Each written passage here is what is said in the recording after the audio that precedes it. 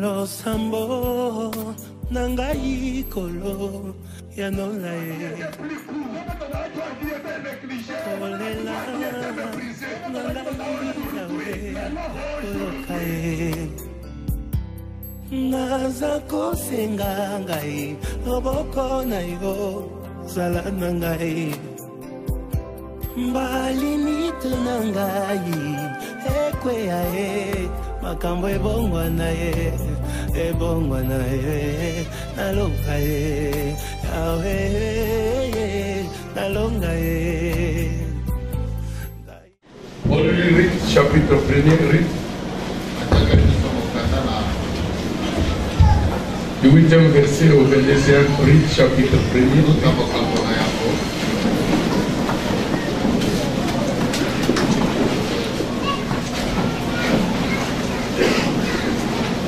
Rite chapitre 1er,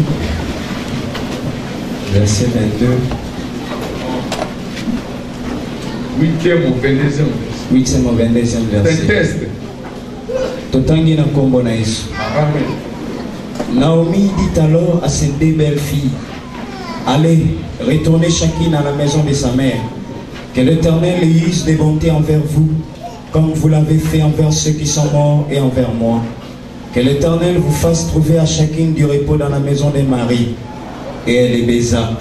Elles élevèrent la voix et pleurèrent.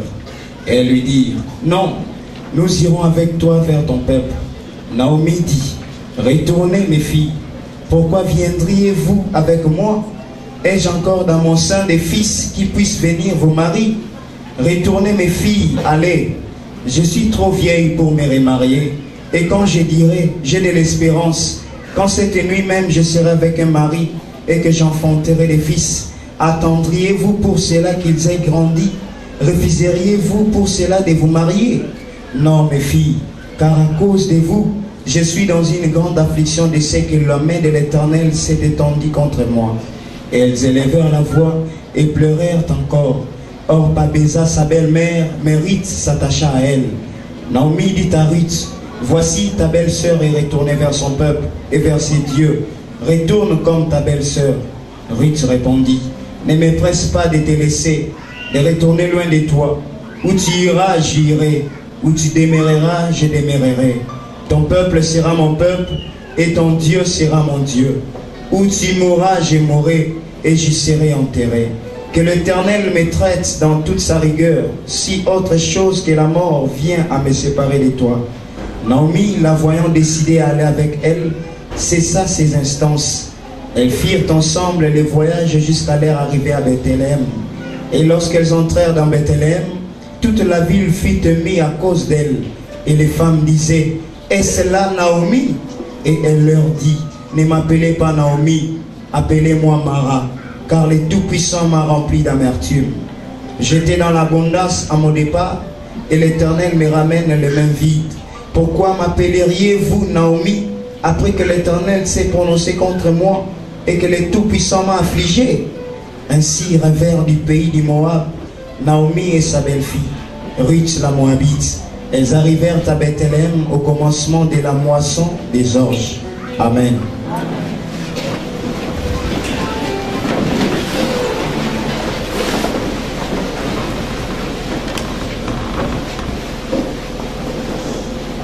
Amen.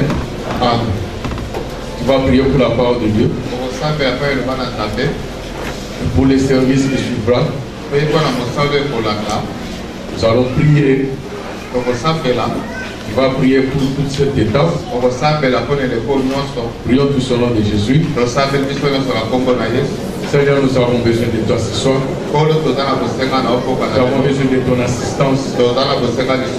Débute avec nous. Chemine avec nous. Termine avec nous. Prends la commande de toutes choses. Nous cherchons tout ce qui est de l'ennemi. Nous cherchons tous les plans diaboliques. Nous les renversons au nom de Jésus-Christ. Nous proclamons, Seigneur, Seigneur, ta victoire, ta liberté, par l'étrichement du Saint-Esprit. Donc que du début jusqu'à la fin, que tu sois notre Dieu et que nous puissions rester ton peuple, Seigneur. Nous recommandons tout ça ta grâce. Du début jusqu'à la fin, dans les noms puissants et précieux de Jésus. Nous avons ainsi prié. Amen. Nous acclamons pour la parole de Dieu. Nous acclamons pour la parole de Dieu. Que le Seigneur te bénisse. Petit à petit, nous sommes en train de cheminer. Sur réellement Tigène. Quand tu commences à sentir le poids de ce service, nous avons dit que nous avons des grandes recommandations. À la maison, il ne faut pas venir comme ça, il faut prendre le temps de prier. Une heure. Et suit la modalité de notre service. Nous allons voir le rite de la Moabite. La grande décision des rites. La grande décision des rites. Alléluia. Amen. Vraiment, c'est une très belle histoire. Mais qui s'est réalisée sur cette terre des hommes où toi et moi nous vivons. Moab, c'est situé quelque part géographiquement. C'est à l'est de la mer morte. Donc aujourd'hui, j'essaie un peu d'allumer les téléviseurs qui a 5 ou 6 minutes seulement. Sur France 24. J'ai suivi l'information qui a encore certifié l'authenticité de la Bible. On a retrouvé dans la mer morte les manuscrits qui contiendraient les 8 chapitres du livre de Lévitique.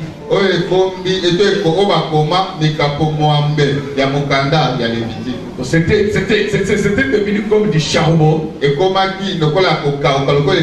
les blancs ont fait, ils ont trouvé des appareils et ils ont déchiffré ce qui était dedans. Écrit en hébreu. Les gens qui doutent des choses de Dieu, il faut les ramener. Parce qu'ils iront en enfer. Alléluia. Amen. Oui, je pense qu'ici, je vois aussi l'histoire de la mer morte. Moab s'est situé de ce côté-là. C'était une nation maudite. Parce que vous vous souviendrez que c'est l'une des filles de l'autre qui a engendré Moab.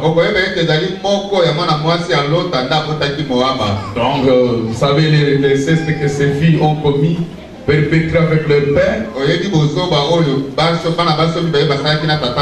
Et cette relation-là, ils sortiront les Moabites et les Ammonites.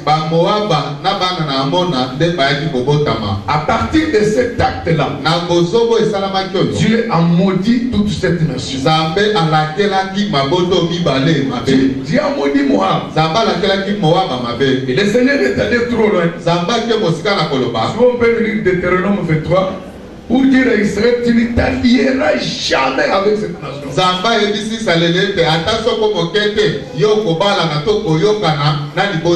dans les textes que nous venons de lire. Naomi est en train de condamner les dieux. La main de Dieu s'est apesantée sur moi. Et ça m'a privé de tout ce qui était précieux pour moi. Est-ce qu'ils avaient obéi à ce que Dieu leur avait dit? Parce que quand ils ont quitté Bethléem, Bethléem, ça veut dire maison, hein? Christ est né à Bethléem. Mais est-ce que Bethléem peut manquer de pain?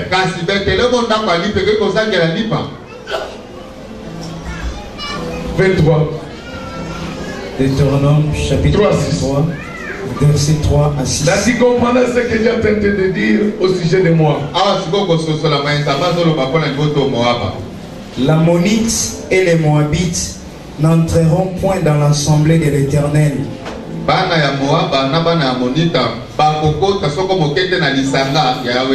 Même à la 10e génération et à perpétuité. Parce qu'ils ne sont pas venus au-devant de vous avec du pain et de l'eau sur les chemins lors de votre sortie d'Égypte.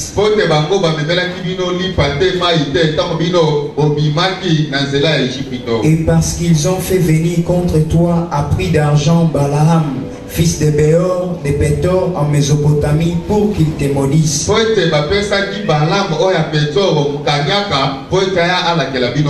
Mais l'Éternel, ton Dieu, n'a point voulu écouter Balaam. Et l'Éternel, ton Dieu, a changé pour toi la malédiction en bénédiction. Parce que tu es aimé de l'Éternel, ton Dieu. Alléluia. Amen. Est-ce que tu peux aussi te frapper la poitrine pour dire que je suis le bien-aimé de l'Éternel? La Bible est claire. Dieu, dans sa compassion, il a changé la malédiction en bénédiction. C'est toujours le même Moab là qui a barré la route à Israël en plein désert. Moab s'est retrouvé au-delà du Jourdain. Vous voyez un peu le voyage qu'Elimelech avec sa femme et ses 2 filles ont effectué. Bethléem s'est retrouvé de l'autre côté du Jourdain. Ils ont traversé le Jourdain pour aller à Moab. Pourquoi? Cette histoire s'est effectuée du temps des juges. Oui, ce n'était pas encore du temps du roi. C'était du temps des juges. Ça, c'est une, comment dirais-je, une information très importante. Oh Yannick, que nous dit la Bible? La Bible dit ceci. Du temps des juges en Israël, chacun faisait ce que bon lui semblait de faire. C'était devenu une sorte de libertinage. Dans ce que personne n'était soumis à la loi de Dieu.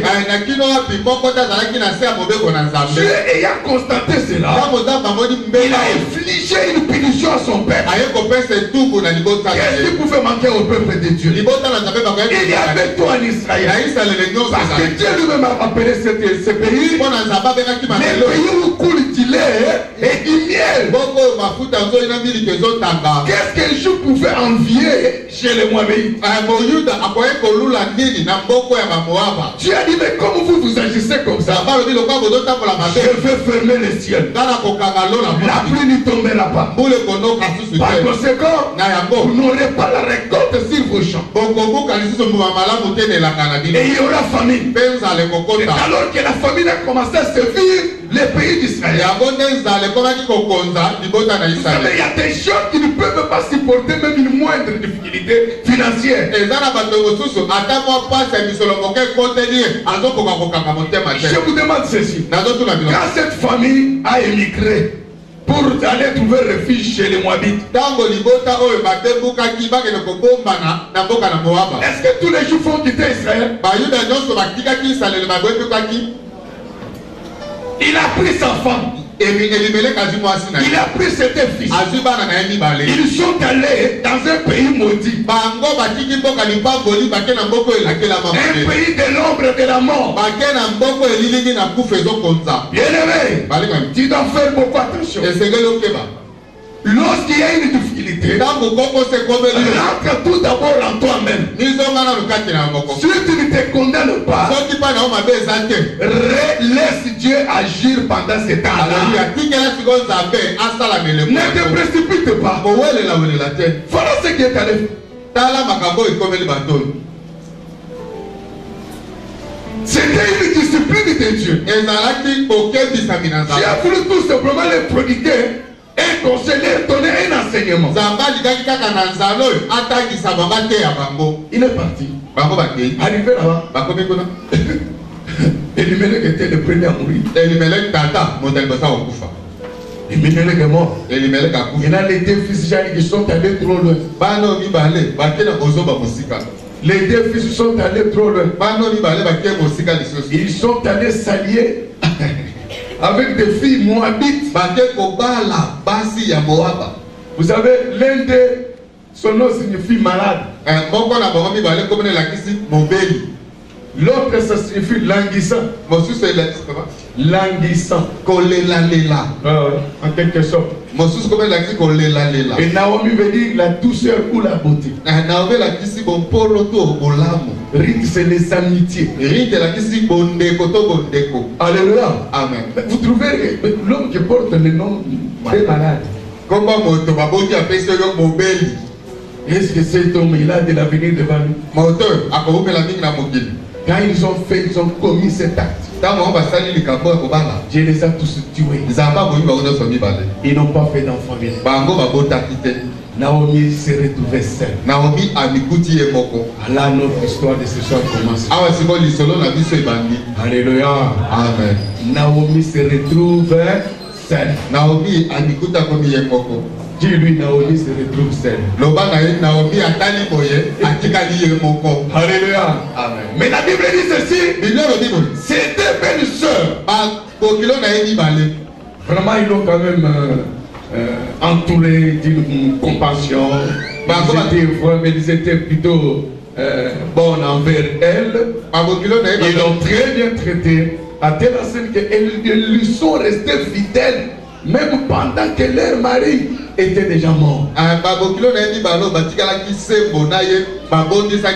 Naomi kino wapi ata ibele bango kufaki kasi bango batikala kaka mais chou kasi moko la mokolo 10 ans après bangola zote lefi Naomi apprendra Naomi aye koyoka lisolo que Bethléem Israël est visité Zamba sugi bango alléluia amen Israël est visité basumami na nzambe Bethléem la maison du père les pays y est retourné lipa oye kenda ke zongi si c'est la punition de Dieu. Si c'est une paix, ça ne durera pas éternellement. Alléluia. C'est pour un temps. Et laisse-moi te dire, si tu persévères, c'est que tu auras. Après avoir vécu cette sécheresse, ne sera pas comparé au misère que tu venais de vivre. Ayons une vision de loin. Ayons une vision de loin. J'aimerais ce soir que tu me suives très bien. Ce soir, j'aimerais que tu fasses ça. Élève le niveau de ton raisonnement. Élève le niveau de tes pensées. Au-dessous de tes actes de misère que tu as là. Il voit les misères que tu as là. Élève ton raisonnement au-dessous de ces misères là. Élève tes pensées au-dessous de ces misères là. Pour dire ceci, en dépit de ces misères, il y a un espoir. Il se prête à l'horizon. Je dis ceci, la nouvelle caprice de Naomi. Un jour, il aura toi aussi. On te dira, cette église-là, Régis Saint-Martin, tu l'as visité. Il est en train d'être visité. Il est en train d'être visité. C'est le temps maintenant de rassembler tous les enfants. Et les justices sans fil. Ils sont partis à Moab. Ils sont partis chez Moabit. Ils sont rentrés en Égypte. Ils sont allés je ne sais pas où. Ils cachent derrière et disent Dieu nous a dit. Dieu nous a dit. C'est le temps de votre visitation. C'est le temps de votre visitation. Qu'on le veuille ou pas. Chaque chose a son temps. Chaque chose a son temps. Je déclare ceci. C'est le temps pour cette carte. Ils apprendront. Même s'ils sont en Europe, même s'ils sont aux États-Unis, même ceux qui sont ici, ils ne nous verront pas à la télé. Mais ils apprendront.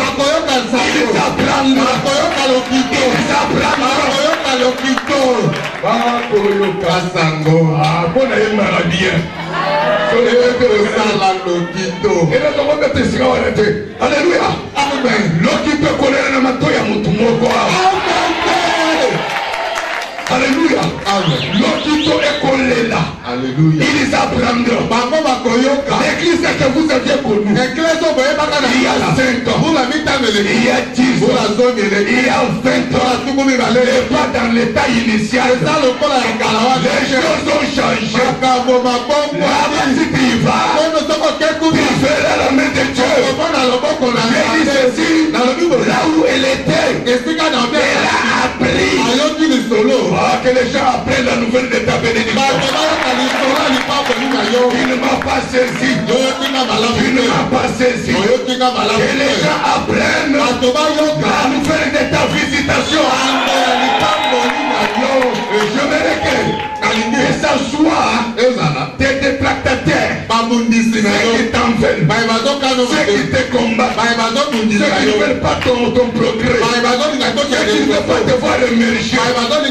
Là où ils sont, ils apprennent que cette nouvelle résonne dans leurs oreilles.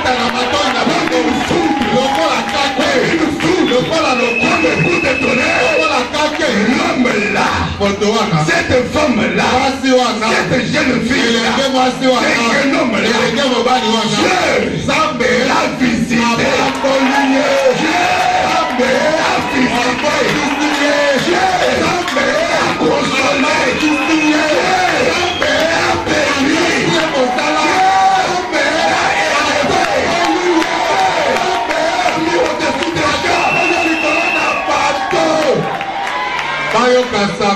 Ils doivent apprendre ça. Et je donne un ultimatum. Avant l'été où ils apprendront cela.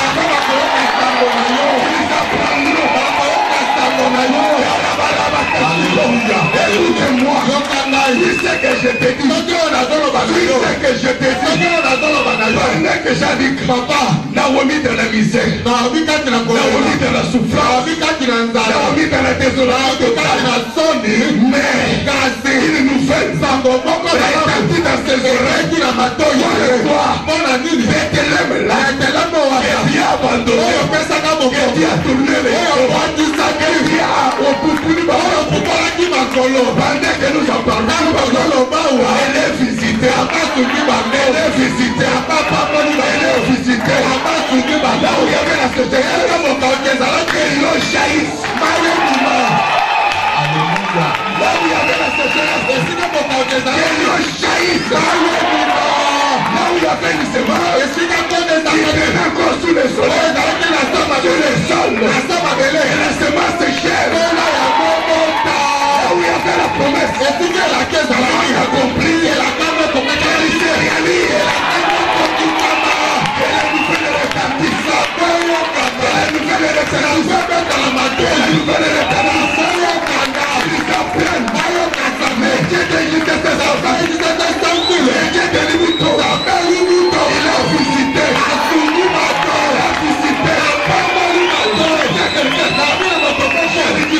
au-delà de ses services. Ses services, il attendra une nouvelle. Il attendra une nouvelle. Papa, il a beaucoup entendu de mauvaises nouvelles. Mais la religion que Dieu a embrassée, ce n'est pas une religion de mauvaises nouvelles. C'est la bonne nouvelle. C'est la bonne nouvelle. C'est la bonne nouvelle. C'est la bonne nouvelle.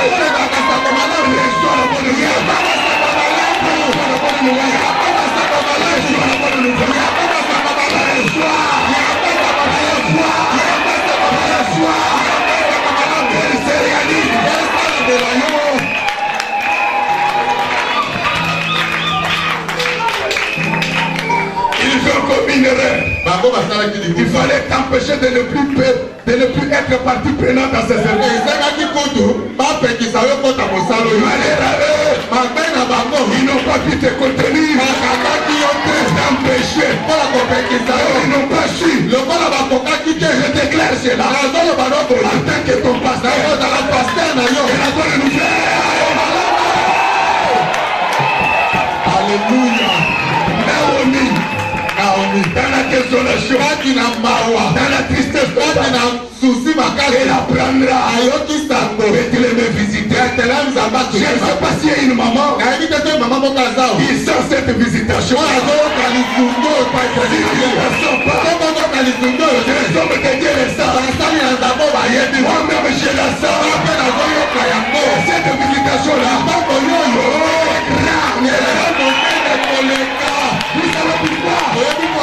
nous avons beaucoup attendu. Nous n'avons pas fui la sécheresse. Nous n'avons pas fui les mauvais temps.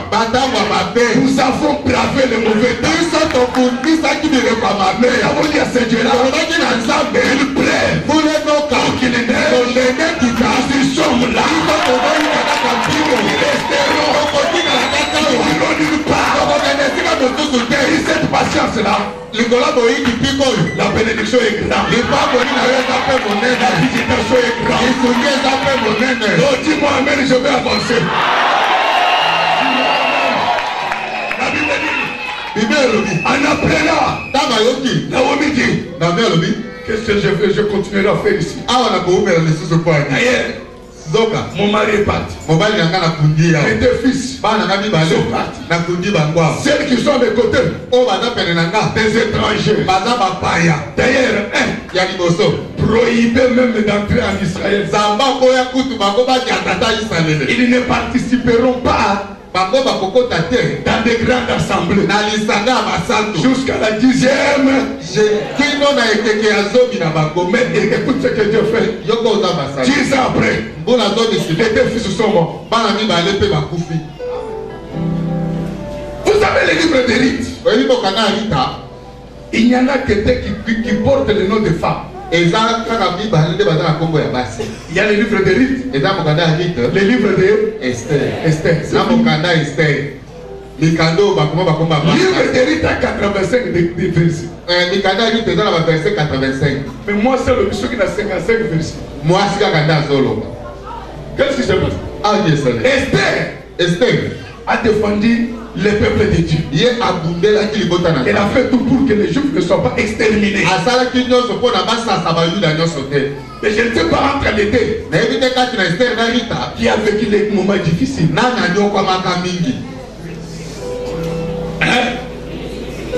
Rite bien-aimé, nous ne voulons pas dans les faces. Esther bataillait tout en étant dans le palais royal. Cette pauvre femme ici, minable, à côté d'une femme désespérée. Pauvre femme désespérée. Il dit, je repars. Il se lève. Elle se lève. Naomi. Quand Naomi se lève, Rite se lève. Orpa aussi se lève. Nous irons avec toi. Il faut quelque part. Naomi le regarde. Elle leur dit, c'est une peine perdue. Une peine perdue. Même si aujourd'hui je venais d'être enceinte, est-ce que vous allez attendre jusqu'à ce que ces garçons-là grandissent et qu'ils vous prennent en mariage? Une femme sans foi, pour elle limitait ces jeunes filles qu'au mariage. Elle les baisse. Et vu cette exhortation-là, on pas de brousse le chemin. Il est de brousse le chemin. Hier, nous vous avons dit, ces chemins, sans retour. Alléluia. Amen. Pauvreté, on a des besoins qu'elle n'a pas au souki. esili. Okozonga lisusu boye te. Wole pasaye. Olia kangama. J'essaie un peu d'étudier le comportement de toutes les trois. Naomi s'afflige. Naomi azomi lela.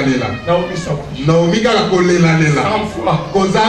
Une fois patiente. Kondima o ezote patepa. Tourna tout vent. Azalaki komema manami pepe. Quand il faisait la bonne déclaration. Quand il faisait la mauvaise. Orba. Ça en va. Akei. Rite. S'attache. Akangami. Attache-toi. Kangama. La récompense est là. Lifuta na yo ezakala. Il est déjà tout près de toi. Il n'est pas loin. Maintenant, c'est le moment de faire un beau choix. Il y a des moments comme ça dans la vie. Tu peux retrouver au croisé des chemins. Mais tu dois prendre qu'une seule fois. Il y a des erreurs qui peuvent vous coûter trop cher. Lorsqu'elles sont perpétrées, fini l'avenir est compromis. Voilà pourquoi pour un enfant de Dieu, avant de t'engager, avant d'agir, raisonne mille et une fois. Cherche à ce que le Saint-Esprit te conduise. Et au contraire, tu prendras une décision qui t'écoutera toute ta vie. Vous devez comprendre ceci. Il y a des erreurs qui sont irréparables. Aujourd'hui, tu tombes en implicité, tu attrapes le sida. Comment on va corriger ça? Il te reste qu'une seule correction. Nous venons pour te dire, arrange-toi. Du moins que ton esprit soit sauvé. Il y a des erreurs qui peuvent t'écouter toute ta vie. Rita a compris ça. Elle a regardé. Quand Naomi a dit, elle s'est moquée d'elle. Tu mérites un mariage? Non. J'ai vu quelque chose qui est en toi. Bien que toi, Naomi, tu ne le vois pas. Tu ne comprends pas. Mais il y a un véritable Dieu. Moi je ne vois pas de mariage. Je mets sentiment. Elles sont transcendées jusqu'au niveau plus haut. Comment tu peux me réduire à un mariage? Je n'en ai pas. Ton Dieu sera mon Dieu. Ton peuple sera mon peuple. Là où on t'enterrera, on m'enterrera. Ton Dieu me punisse. Si j'arrivais à t'abandonner, la voyant décider, elle n'a pas insisté. Naomi Elle dit, ma fille, continue avec le chemin. Aujourd'hui, c'est ton jour de prendre une grande décision. Jusque-là, je sais. Peut-être tu ne sais pas là où je t'amène. Qu'est-ce que Naomi a dit? Tu peux lui chercher ce verset-là. Quand il est retour, il dit ta soeur est allée adorer ses dieux. Les Moabites avaient un seul Dieu principal, Kemosh. Kemosh là exigeait que des sacrifices humains des enfants. Rita n'avait marre des sacrifices humains. Comme toi tu en as marre de ta coutume. Aujourd'hui, le jour de la grande décision, la coutume va tomber ce soir. Tu as détourné ça. Verset 15. Écoute l'exhortation de cette femme. Naomi dit à Ruth, voici ta belle-sœur est retournée vers son peuple et vers ses dieux. Quel était là avec quelle idée? Des minuscules. Au pluriel. Nous avons un Dieu au pluriel. Il s'appelle Elohim. En lui, il y a le Saint-Esprit. Il y a le Dieu Fils. Et il y a le Dieu le Père. Et tout ce qu'on C'est comme toi tu es un. Mais en toi il y a l'âme, il y a l'esprit, il y a les corps. Notre Dieu, on n'ajoute pas X à la fin. C'est un Dieu comme ça.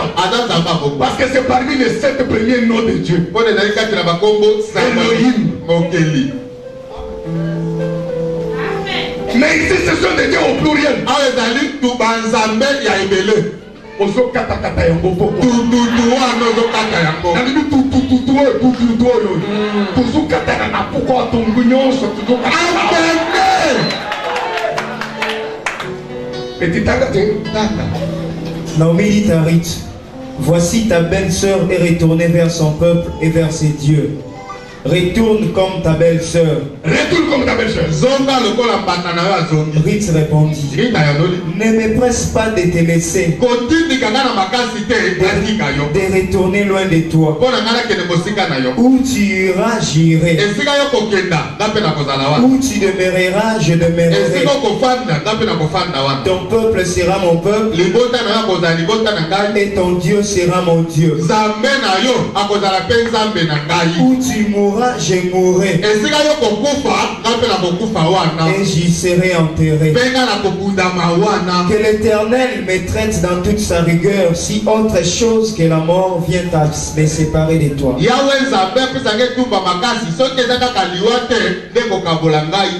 Naomi, la voyant décider à aller avec elle, cessa ses instances. Il faut insister. Mais toi tu es bon. Lorsque tu tiendras bon, ils vont te lâcher. Tu continueras avec ton chemin. Il lui dit, fais comme ta belle-sœur. Il est allé servir ses dieux. Écoute-moi bien aimé. Je vais vous dire une chose. La foi que tu vois, c'est pas. Mais la foi, il lit aussi. Jusque-là, les deux belles-sœurs, ils lui par leur lien naturel. Ils avaient toutes un même pays. Même Dieu. Même coutume. Même tradition. Au sujet de la foi, il y a eu séparation. Il y a eu séparation. À cause de ta foi, même avec ton père séparé. À cause de la foi, même avec ta maman séparée. Il n'y a pas quelqu'un qui m'attend. La foi c'est pas. La foi c'est pas. Tu es mon frère dans la chair. Tu ne fais plus de mon Dieu. Je te vais t'éloigner. Tu es ma mère. Tu pars toujours à la contre de la volonté de mon Dieu. C'est ce que lui-même Dieu dit. J'amène une épée pour nous séparer. La belle-mère avec sa belle-sœur. Écoutez-moi bien aimé. Ne battez pas avec les choses de Dieu. Je ne vous prêche pas un évangile de la terre. J'ai passé des heures dans la pierre pour avoir ces choses. Considérez ça. On ne plaque pas avec la foi. Si tu vois quelqu'un qui voit la conque de ta foi, en connaissant ces choses, il dit, si un autre venait de vous annoncer notre avenir, même si c'est un ange, il soit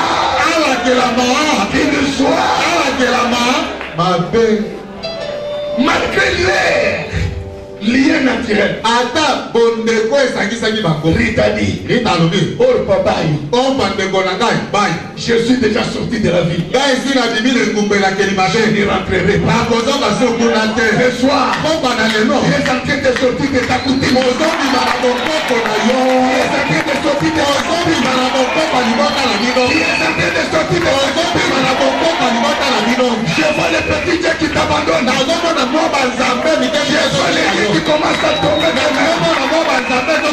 Ce soir, les ils vont tomber. Ce soir, tu rentreras seul. N'importe qui tu es là. Tu t'accompagner. Sois te protecteur. Vous savez la coutume. Amène même les femmes de nuit. Amène les maris de nuit. Amène la pauvreté. Si tu pries très bien ce soir, la suite de ce service te sera favorable. C'est une soirée de la grande décision. Rite regarde l'étranger.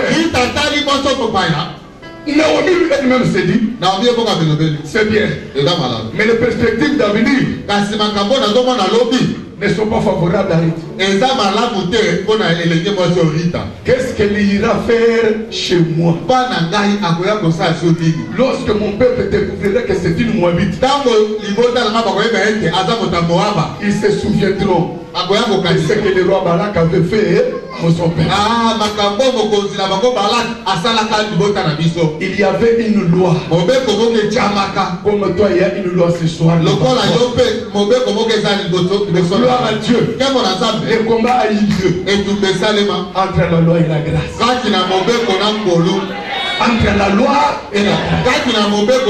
Christ lui-même était mort sous des lois. La loi romaine et la loi juive. Et sur la croix, aucune de ces lois n'a tenu le coup. Parce que lui n'était pas venu avec la loi. Et la Bible dit, Moïse a amené la loi, mais Jésus a amené la grâce. Ce soir, quelle que soit la loi qui te barrait la route, toi tu ne parleras pas. Que la grâce parle. Que la grâce parle. Que la grâce parle. Je reviens pour vous dire, élève le niveau de tes raisonnements. Ce qui fait échouer plusieurs personnes, c'est le présent. Simba peut voler les amis. Alors on a volé pour ça la tête. Mais tu peux savoir qui te connaît pas bazuna mon. Amen.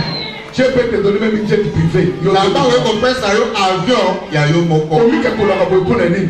Mutu mutu mami tani na tarata. Et le yo peut kobala. Il est dans le wakabo. Et le yo. Et quoi la tête?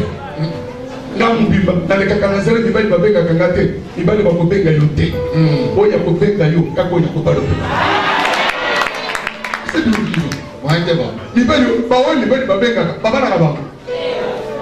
Combien de papa, mais mon côté, il pas de plus. Pourquoi on va jouer dans la Bible? Parce que l'homme fait piment. Voilà, on veut que Tchama. J'arrive, papa. Au motivation de ce Bible, ils ont fait face à la loi. Bango établi. Esther a lobby. Et Satan n'a pas de pas mon positif. Parce que loi, mais n'a pas de ce qui va pour Mangaï, Esther a sagrini, a Boti, Obumadi, Baiko Satayu. Au bout de la famille, parce que le moment où il y a un peu de temps, c'est un peu de temps. Ça, à Combo, alléluia.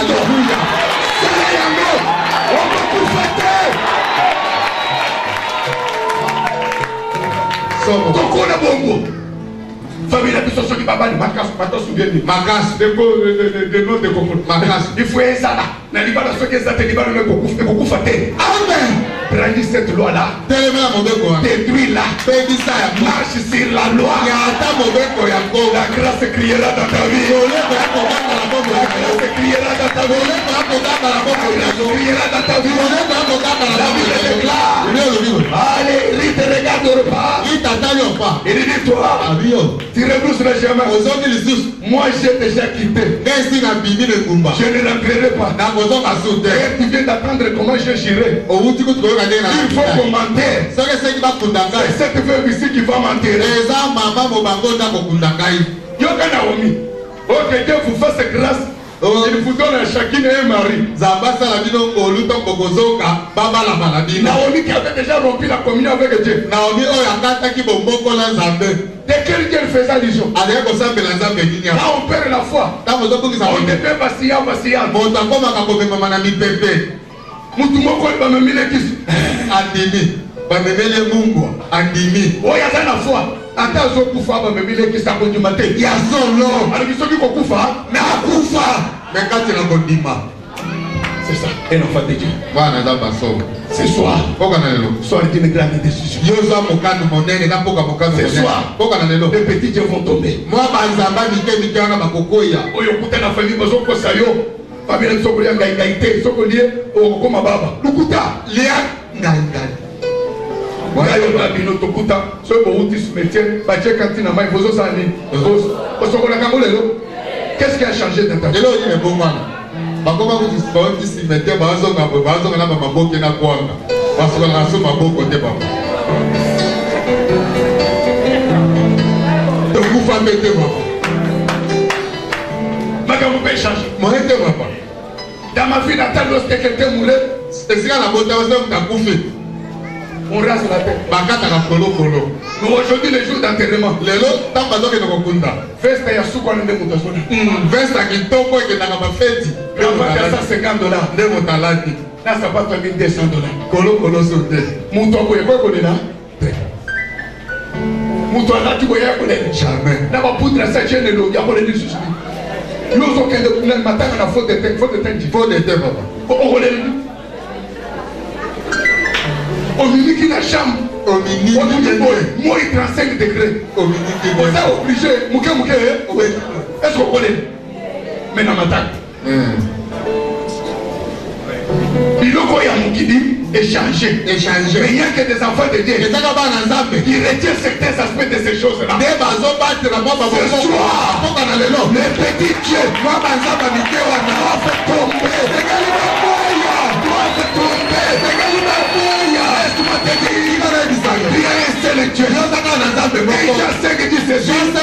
il est venu pour nous montrer de le véritable. Nous sommes dans le véritable.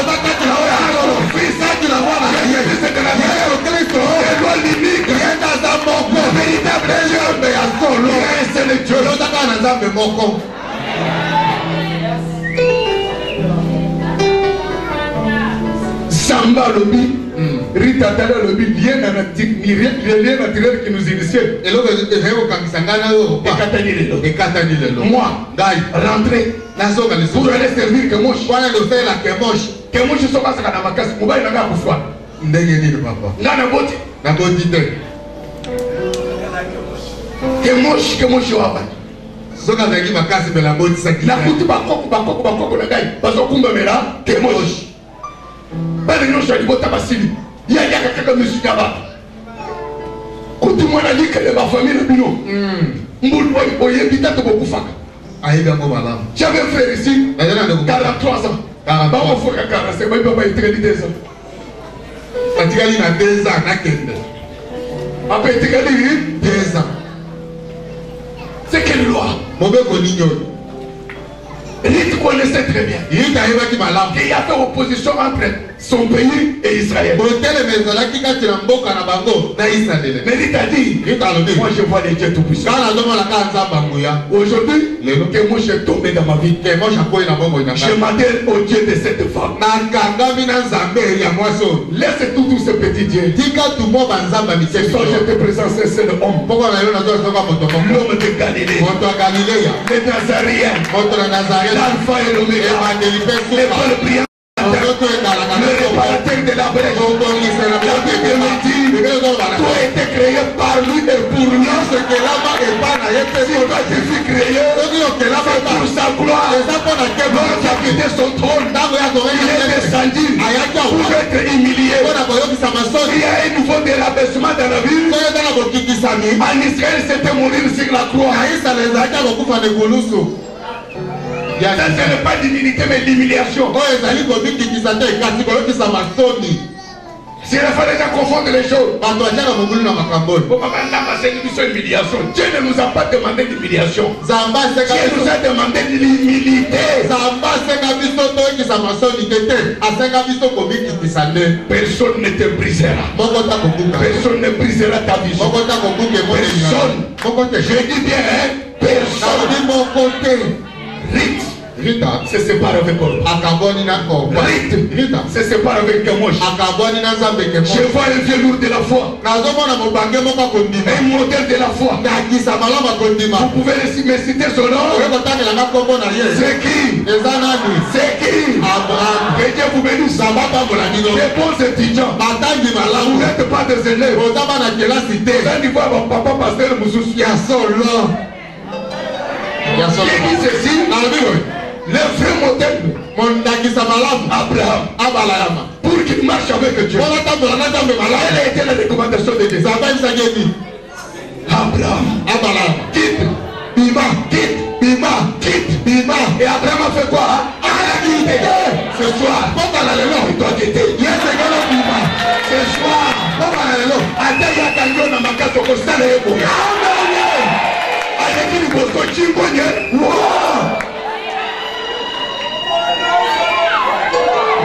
ce soir, on pique tous les coups. Il y a de la puissance même dans tes ongles. Ce soir, même le dit que tu peux te rappeler la mort là, il y a de l'option. Écoute-moi, si Dieu a donné la puissance au chevalier, c'est Samson, dans l'Ancien Testament, alléluia.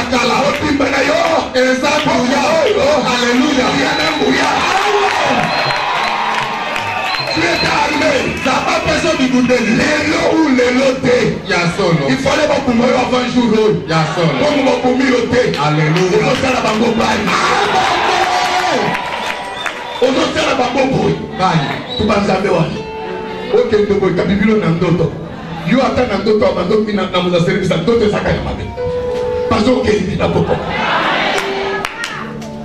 ita ngai nege ndosela le kemoshi kemoshi na mona ndenge bana bazosila na libota na ngai kemoshi. Il y a plus de 40 ans. Je voyais mon père. Voyez mon père. J'ai un petit frère là-bas, il est du face. Celui après qui vient, votre évangéliste préféré. Il passe à Tikaliboul. Je voyais ceux qui, si la ligne apparaît, même jour où on va voter, il y a eu des cérémonies. Des cérémonies. Alléluia. Amen. On ne blague pas avec lui. J'étais déjà en deuxième, troisième comme ça. J'ai fait ça. Mon père et ma mère nous amènent dans les champs.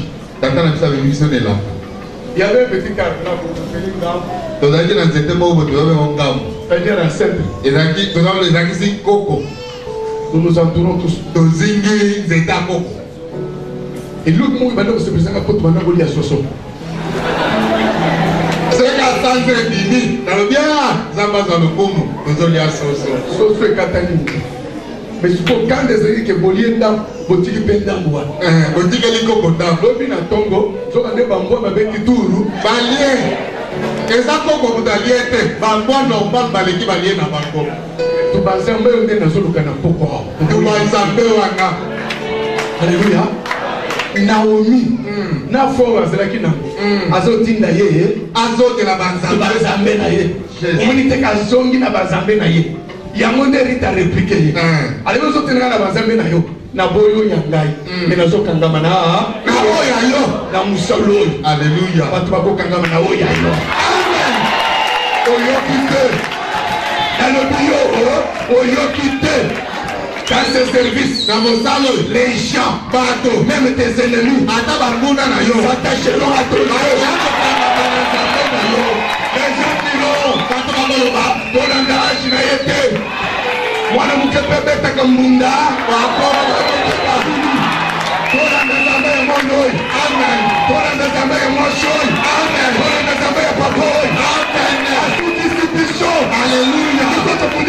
Solution. Moi, nous avons une solution, mon ami.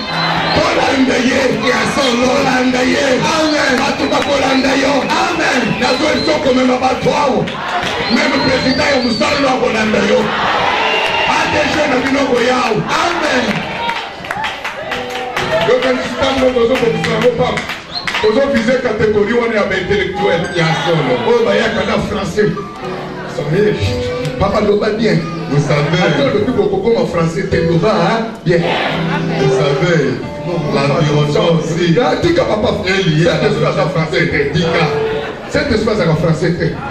Azaka pas anglais. Il y a solo. Un peu congolais. Il y a solo. Cette espèce a du vin. Amen. Aza deux amen. Papa, on le dit. Akade na msoza bien kota sambela. Kota sambela. Azaki sambela. Ouais, comment? Parce que nous na musala sambela. Ntango kendaka kotansele kuna na vanda okota makolo ngulu ofanda na etoko ofanda na etoko oloba na sele kota na sele batika yo moche lui atika baseste ulongola sentiro ulongola atika kama kupe mulukolo ndoki one tazana ndio kitato sakaki awa ndio na masaba bien awo yena basena ofandi bien chef tika munoko soko tibite bakokunda yo chef ozokende bazobuma yo bazoboma chef oyebi ke yo directeur commercial lingakasa bazoboma yo oza couverture te lelo osala bango olobi 30 ans natambolaka kaka na bino 40 ans natambolaka kaka na bino 10 ans lelo na poni moko alleluya aza likolo na nyonso alleluya kelilona mpe mokili alleluya keliloko nyonso alleluya oyo emonanaka nayo emonanaka te nde nzambe nazoteya yo amen naoteyo ekela moto ezoteya ekela moto ezoteya mokeli créateur mokeli.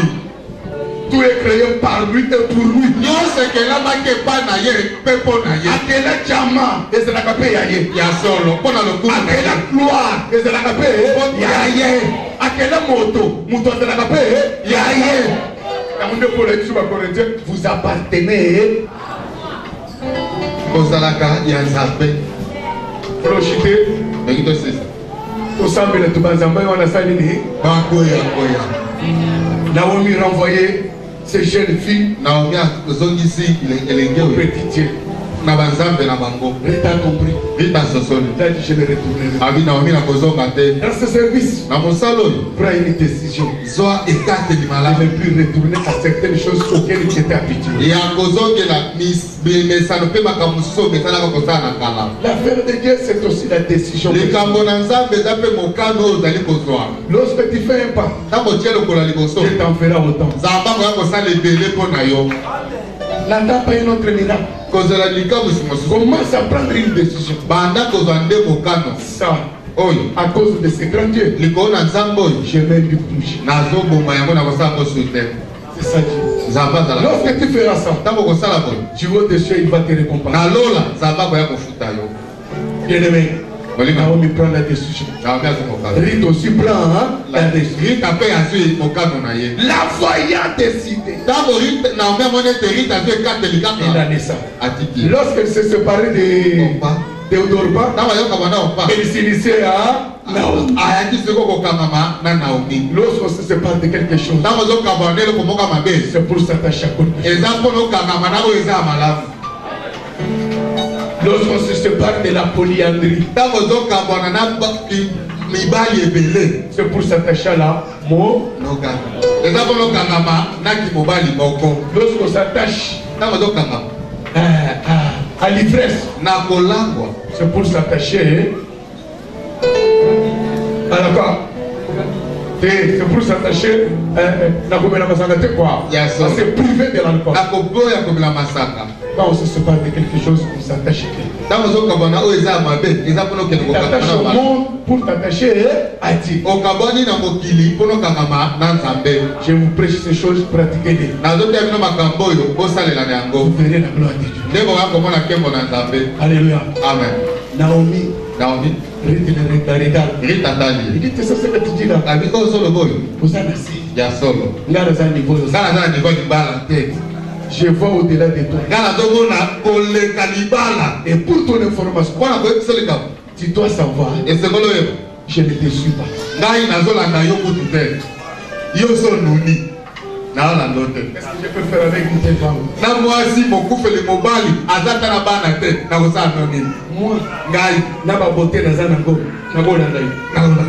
j'ai déjà au soir de ta vie. Je ne te suis pas. Mais je suis ton Dieu.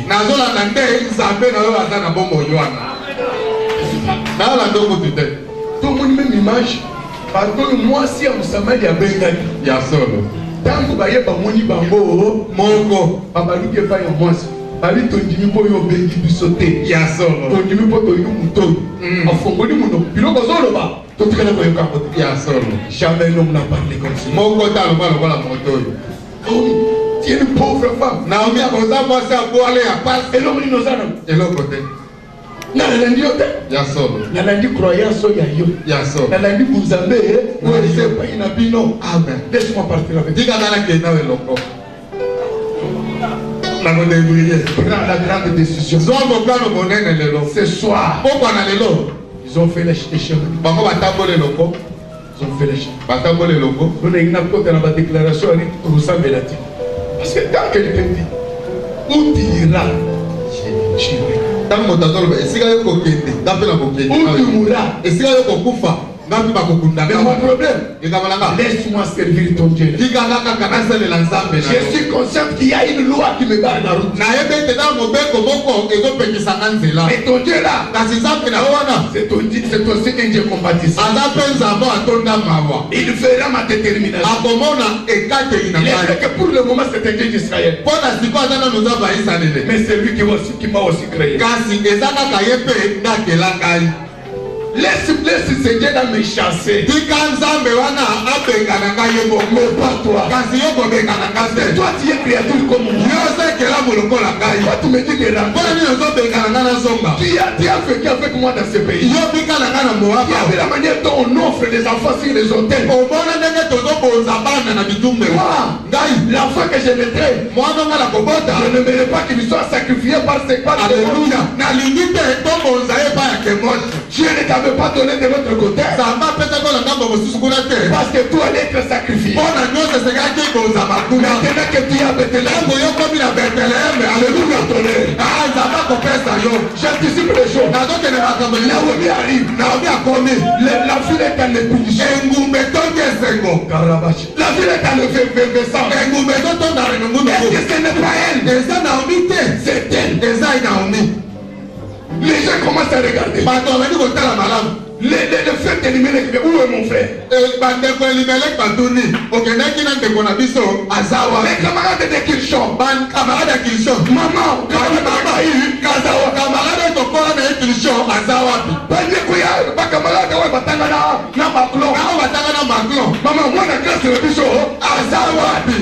Naomi voilà. Naomi on regarde autour d'elle. On voit une étrangère. Dans l'affaire de Dieu, il est étranger. Je te dis, il fera de grandes choses.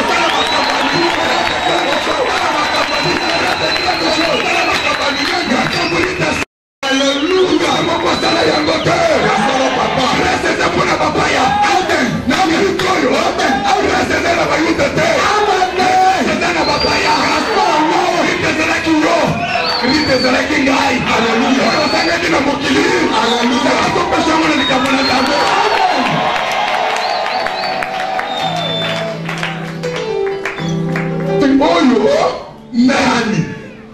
C'est qui? Azanani. Et là, il y a bisoté. Bah oui, il y a bisoté. Wapi. Que mon chassassis passé. Ah oui, il y a bisoté. Alia Katuna Ganzela. Il nous amène des étrangers. On doit me mettre mon paya. Qu'il vient faire quoi? Aïe, on s'aligne. Oui, comment on va y aller bisoté? Naomi. Oui, il dit qu'on va pas la monter. Oui, il dit qu'on va pas la passer la bisoté. Oui, il doit aussi la bangote. Oui, il dit qu'on va vivre la tête. Il t'a dit qu'il y a ça. Parce que c'était. Alors, on a la montée. On a mis ça. Ma belle mon paya. Mon paya pour l'angaï. Mais yo, ils ont mon paya. Prends le contrôle de toutes choses. Prends le contrôle de toutes choses. Laisse-moi te dire. Étranger m'appelle la Kabole Kabana. Il y a mon coup de bakino et venez parce qu'on va le kakabo.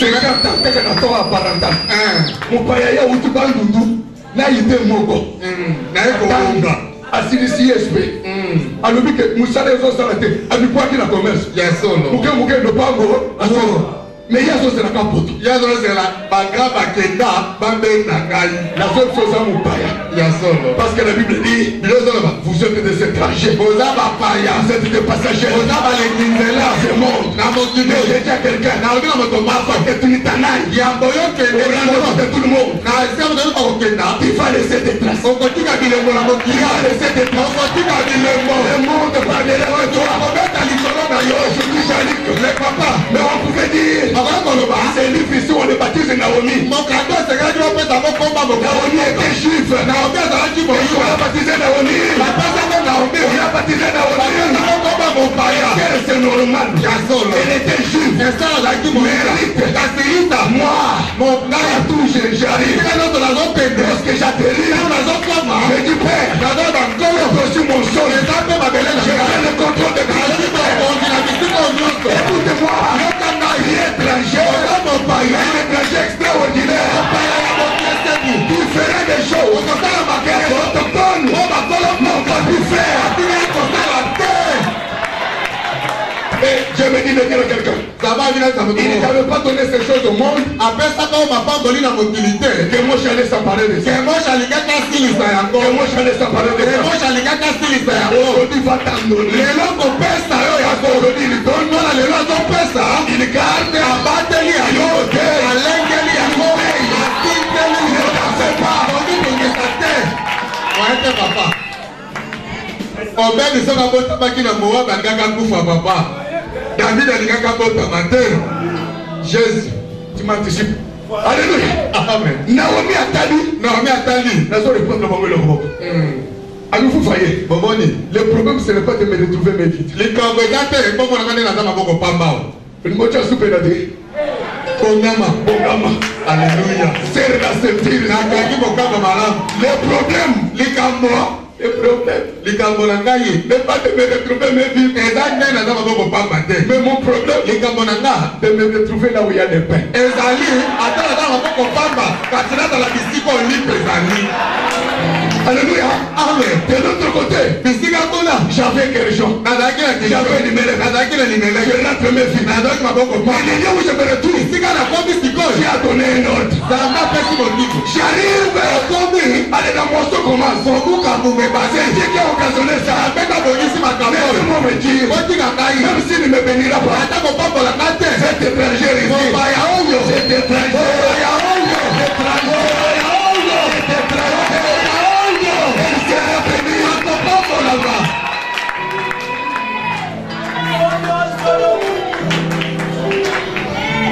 alléluia amen bato bateli bateli perite ah ye ba kitoko moye te na makambo nyonso tolobi oyo ye alobi ate eloko moko oyo te totika mwana mwasi ya bato totikali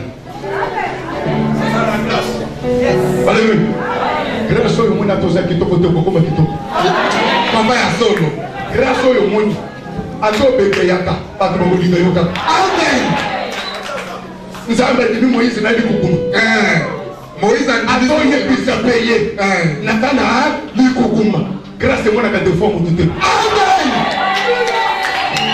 alléluia alléluia la grâce ne faut pas te défaut kolongo mpona bambeba ne faut pas te mpona masumu c'est une sélection eza moponami c'est le choix eza liponami t'as choisi toi aponi kaka yo t'as choisi aponi yo c'est au-dessus de toi eza likolo na yo oyo etikali wana l'occupera nzambe akolanda ngo na nsima jésus kaka ye wana ya solo telemi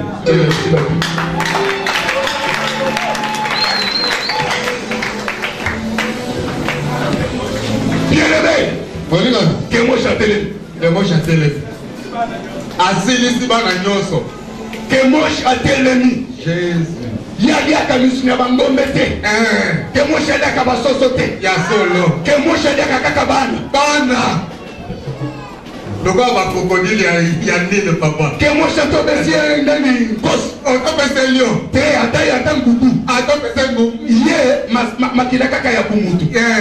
Pour la fois d'Angimia, Yamoto. Alléluia. Amen.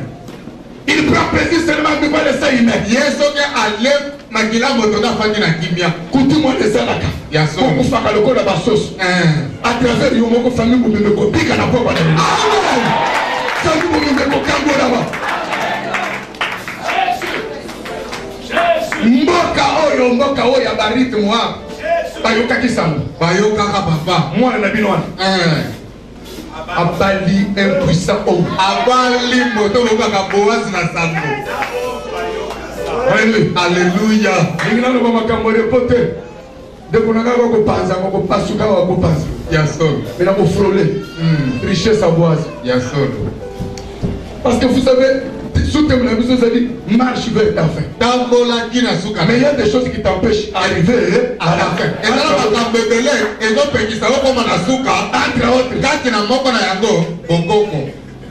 il y a la mort. Et le colon dit que tu es au sol, c'est comme ça dit papa. Parce que la prononcé tes esprits pour attaquer le bien prononcé. Bonjour, vous êtes au bandi. Au bandi bien. On communique avec que mon châtelet. Que mon châtelet. Allez. Que mon château pour y aller. On nous connaît au moins le petit. Bonjour, moi, que mon châtelet. Il y en a nos sacrifiés. Et comme ça, papa, soit à $1 million. Yo mwana na posa mbongo na toka mbongo te. Ngala toka bandi. Rita lobi Nazanda yemoko. Alléluia. Mais pas n'importe qui. Kasana mwana papa. So na boteli yao. Jandi kasa idiso. Ya solo. So kana boteli yao. David akobota. Ke mosha kutandela boko. Ya solo. Biloko musunza ba pimelo na mukini. Alléluia. Kamuna zambo susu. Amen. Wana kai. Wana bilo batu bobeka mina ba 50 ans. Moi, on m'a appelé à 20 ans. Dans la 20 ans, on a 20 ans. C'est que j'ai aujourd'hui, je n'avais pas ça dans le monde. On a ça dans le monde, on a mokili. Là, il y a des potos en bambou. On a des potos de famille, on a pas fait ma faute. Dans l'équipe bango. Dans l'équipe bango, on va koufa, on va donner des masses. Dans l'assemblage, il y a quelqu'un dans toilette. Il y a ça. Il y a quel poteau. Il y a quel poteau. Là, il va voir l'eau. Il n'y a que Dieu. Et ça, quand ensemble, il peut faire des choses comme ça. Ah, donc que moi je suis en colère.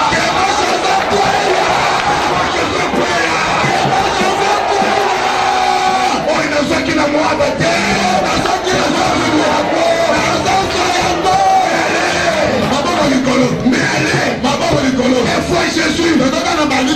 Des fois Jésus, on commence à chasser la coutume.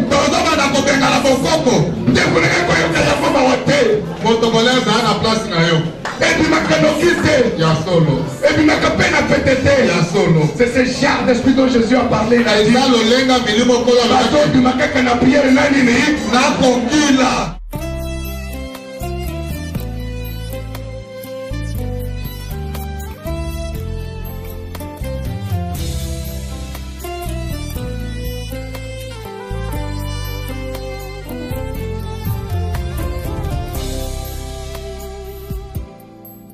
Los sambo nangai kolo ya nolae